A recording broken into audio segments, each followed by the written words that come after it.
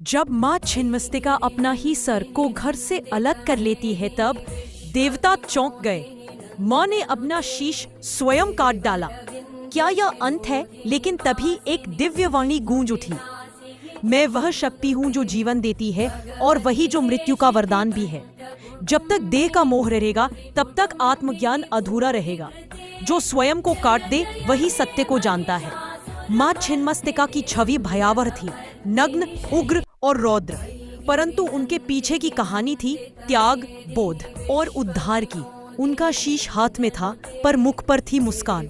वे कहती थी, संसार को जगाने के लिए कभी कभी आत्म बलिदान करना पड़ता है।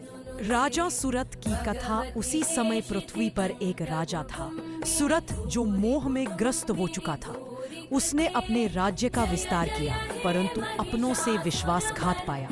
पत्नी ने साथ छोड़ा, मंत्री ने धोखा दिया। वह अपने ही किले में बंदी बन गया। एक दिन वह जंगल में भटकते हुए माँ छिन्नमस्तिका की एक प्राचीन मूर्ति तक पहुंच गया।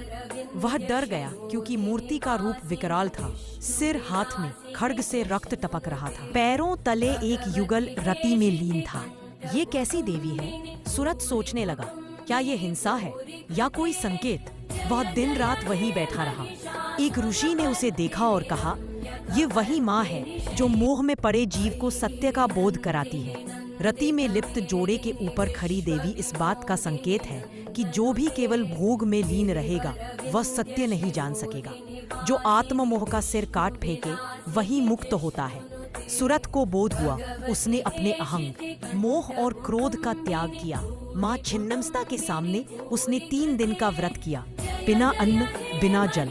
तीसरे दिन रात को उसे एक स्वप्न आया।